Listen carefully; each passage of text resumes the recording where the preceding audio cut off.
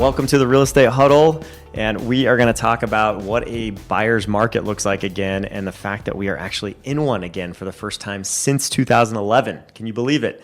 So it's been 14 years. We've all kind of forgotten what that even looks like. And so we're going to start by introducing who we've got here in the room. We've got Jackson Sanborn, Brock Hansen, and I'm Landon Smith. We're on the DreamSmith team here with RE/MAX, and we help buyers all the time. We also help sellers. But now recently it's become a little more fun to work with buyers. What are some of the reasons for that, guys, that you've seen? What changes have you seen that have made it kind of fun for buyers at this point? Buyers can actually take a little bit of time to think about their decision. They don't have to sign a contract in the driveway if they like the house because there's not 15 people lined up right behind them to come in and see it. Yeah. So they've got a little bit of time, and they have a little bit more power in the negotiations. So. Yep.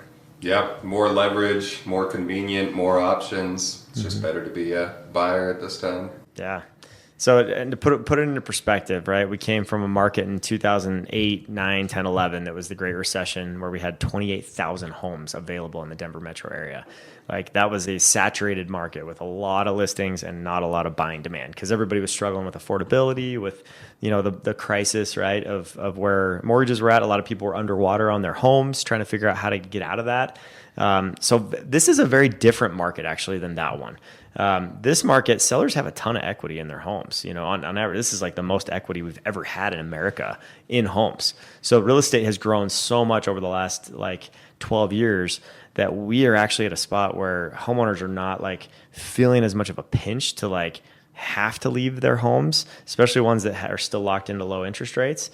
So that's the difference, I would say, right? Is it's not just hand over fist. Yeah, in 2008, you got people that may have been, put a 10% down payment and then they were underwater when they were trying to sell, right? Yep. So now you've got tons of equity, so there's a little bit more margin to deal with things too. Yep, absolutely. Yeah. So, and you've got about 30% of the market that owns their home free and clear right now. You've got over 50% of the market who owns over 50% of their home. So sellers are, most aren't in a position where it's panic button time, right? But at the same time, if they have a need that's come up in their life and they're trying to sell, now they're competing with, compared to last year, we only had 6,000 homes on the market. This year we've got 13,400 currently in our 7-county Denver area. More than double the number of homes that you're competing against. I mean, up over 100% from last year. So that's significant, right? Again, not time to hit the panic button on the market and say that the market's just going to burst. It's a bubble. We're not at 28,000 homes like we were, right? So let's put the perspective on it. 12,000 is the balance line that economists say is neither buyer nor seller has an advantage, right? In the Denver 7-county metro area. Correct. Yeah. So. And if you look at the 12-county area, we're up to 14 and a half. Some people look at that metric as well. So if you've seen another number, that's why. It's because you're looking at the 12-county instead of the 7-county. 7-county is more that Denver area, right? We don't go into Boulder with that. We don't go into Fort Collins with that. We don't go into Colorado Springs with that. It's more isolated Denver. And so that's maybe puts a little perspective on it, but you look at what pricing did, between 2008 and 2011, we lost, 12 to 20% on most homes, depending on where you were at. And so in this market, we've actually been pretty flat these last 3 years as inventory has gone up. And now at this point, we're finally seeing drops in pricing. So condos and townhomes down 7% from last year. Okay, that's about $40,000 from where they were last year on average. Single family homes that are detached homes, those ones are down about 1.5% year over year compared to last year. Okay, that's only about a $12,000 difference from where they were last year. So it's not anything to write home about. It's not a massive decrease or bubble. Again, I know there's a lot of doomsdayers out there that just want to tell you create up a stir, there's this huge bubble coming. We do believe that there's an affordability issue that's going on, right, with people's payments and what people can afford on new homes that they're buying. And that includes resales, right? But we're just saying new homes for that person. And so your average payment right now is what's driving, a lot of this activity and why it's decreasing buying demand. And we've got supply increasing on the other end. So that's why it's shifted from that seller's market to more of a buyer's market, right? So that's kind of what a buyer's market is by definition, is just you have more homes available than you have buyers that are ready to buy them, right? To put simply, that's a buyer's market. So that's where we find ourselves. You mentioned a couple signs of like that buyer's market that we're seeing in the market. What are some specific like ways that buyers are taking advantage of a buyer's market right now? I'd say, obviously, as you mentioned, timing is a big one. Being able to take your time and say, oh, you know what, we saw a couple houses we liked on the weekdays, but we'll wait until the weekend where we're going to see more before we put in an offer. Yeah. That's a luxury that if you're in a super hot market, buyers don't have. The other things I would say is repairs. It used to be that, you know, if your house needed some repairs, you could sell it, and if somebody wanted you to fix it, you'd say, hey, I got 3 other offers, and they don't care that XYZ is broken. But now I think that's definitely something where if you're a seller, you need to think about doing those repairs, and if you're a buyer, ask for those repairs. And I'd also say be more bold just in terms of asking for a price reduction. I think on average right now we're having 2 price reductions for every house that sells. So if a house either just came on the market and they haven't reduced price yet, they might be a little overpriced. They might be looking at comps not quite the right way. So I wouldn't be afraid to put in a lower offer and try and negotiate right now. Yeah, absolutely. So you've got also, what, 65% of the homes that have been sold in the last 6 months have a rate buy down for the buyers. So that buyer is getting a 2% interest rate deduction for the first year and a 1% for the next year after that, which wasn't commonplace before. Like if you had a VA loan or a FHA loan, you were not even in consideration because you were competing against people with hard money cash loans. So, 3 years ago when you were 1,200 homes on the market, it was a very competitive situation. So you were waiving appraisal, waiving inspection items, like all sorts of stuff. Now that's not the case. So that's pretty awesome. And we're seeing in some cases even like, all of your closing costs paid for plus a rate buy down, so it could be like $20,000 in concessions that some sellers are willing to do just to get their home sold. So the average right now is home is going on the market, price reduction of 1%, another price reduction of 1%, and then they get an offer and they take 2% less. That's the average right now. 4% from their starting point if they started at a good number to begin with. On average. Obviously, it could vary greatly based on how a home is priced and the condition of the home. But that's just the average in the market. So we've seen a couple go for $75,000 less than what they started at, or even what the current listing price was. And so we've seen huge deals like that. We've also seen bidding wars still. We've seen homes go for over asking price. I've seen several of my comps on listing appointments that have gone for $30,000, $40,000 over because they priced really aggressively. They set the home up beautifully.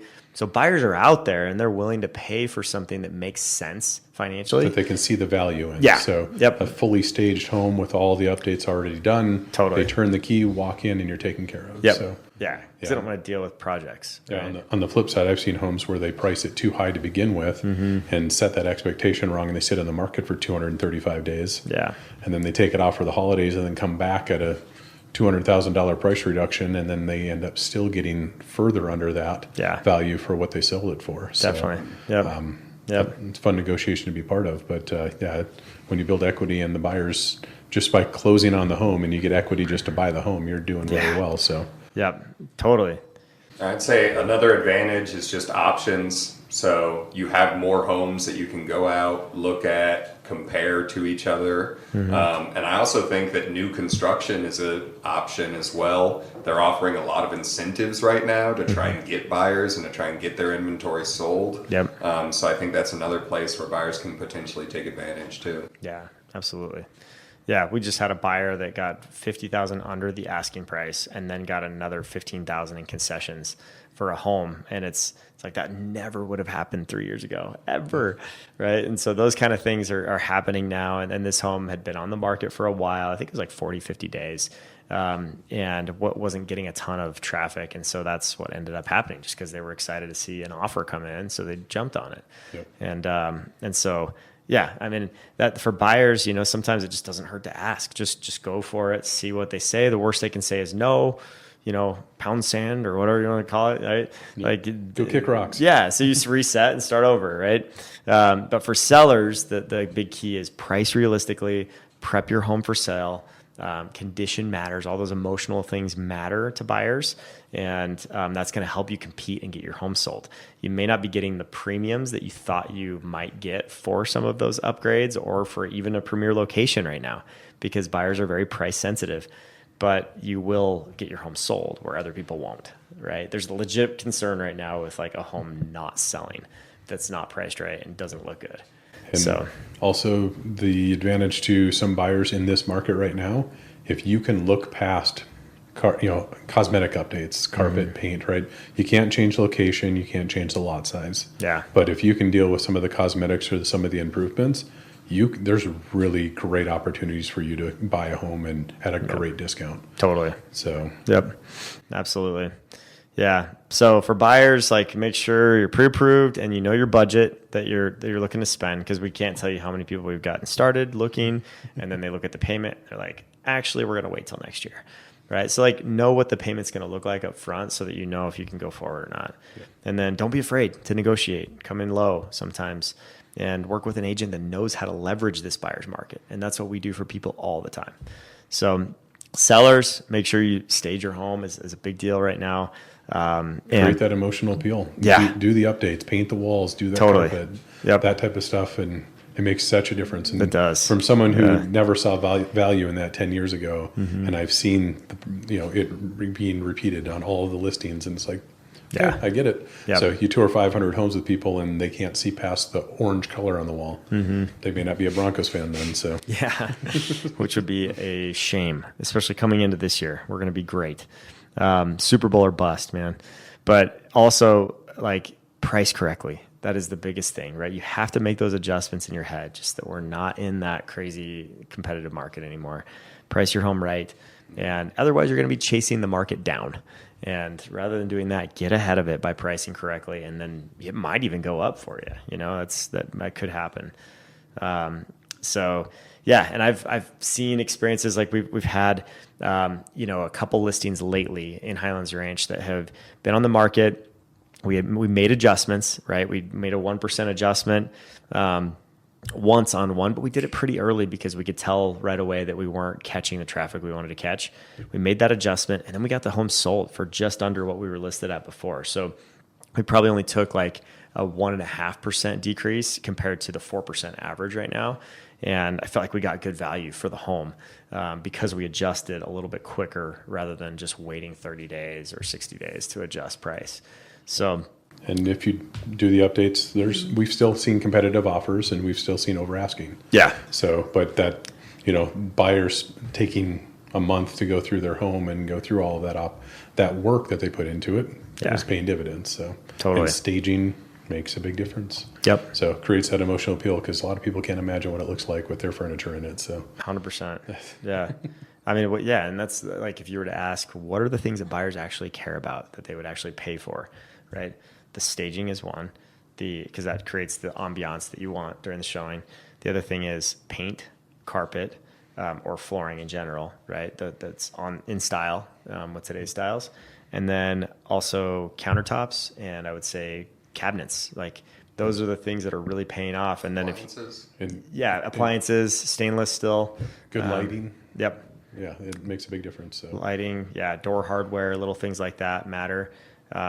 And right now, if you have a 20, 25-year-old AC or furnace, you might get beat up for that, right? In this market, just because buyers have other options. And, 18... It's an antique, okay? That's value. Right. We've got one that's 31 years old, so yeah, we're working on that. So I'm with you. Dinosaur. Sometimes the older they are, the better they work. Yep. They're more simply operated, but... buyers don't necessarily love the thought of replacing the furnace the week after they move in, or AC when those costs have been rising for a while too, and they're scrapping up to get a down payment and pay for their closing costs and stuff like that. Yeah, so I remember buying my first home. It was like the first year I felt like I was just holding my breath, hoping nothing bad was going to happen. Yeah, because it was. It took a lot of finances to get into it. So yep. I can relate to that situation. So especially with the exponential increase we've seen in a lot of things. Yeah, absolutely. Yep. So So that's where we're at right now. I think, the key is we're officially in a different market. Adjust mentally, make sure that you know how to make those adjustments and get coached properly by an agent or a team that really knows the market and knows where we're at right now. We look at numbers every week at our team meeting, and then we look at a deep dive on those numbers every month when we get our monthly market update from our statistician at our company. Big shout out to my dad, Alan, who does those every month. And thanks, Dad. Those are so helpful, right? You have to know your numbers in this business to be effective and to be a great advocate for your clients.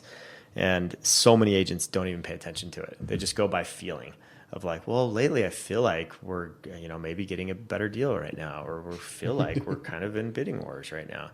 And then it like hits them like 3 months later, like, we that's must. why. Yeah. And it's like, no, like we really do our best to try to get ahead of those things so that we can educate, our people properly. And if you're listening to this right now, you are our people. Like, we love the fact that you're listening and you've hopped onto these podcasts or shorts on social media and YouTube and different places like that. And we're here for you. If you have a need or you have just questions about the market, like, we're only one phone call away. We're happy to have that conversation with you and make sure that we can get you on the right path so that you can either buy a great home for a great deal right now. It's still a great time to buy. Probably the best time to buy since 2011, believe it or not. Even though you're going to love everything except for the payment, it's just so much more of a pleasant experience right now than it was even a few years ago. Or if you're looking to sell as well, we can help you with that so that you're not pulling your hair out 30, 60, 90 days from now going, why is my home not selling? What's going on? So if we can help you in either of those areas, just give us a shout. Any closing thoughts, guys? I think you covered it. Okay. Sounds good. Got to try a little harder in the market like this when there's more competition. So yeah, yep. You can't sell a used car without cleaning it first. So. Yeah, either that or price it right. Yep. Yeah, there's a price for every home in every condition, right? So awesome. Well, thanks for listening, guys, and make sure to stay tuned for our next episode as well. And we're glad that you were able to join us today. We'll talk to you soon.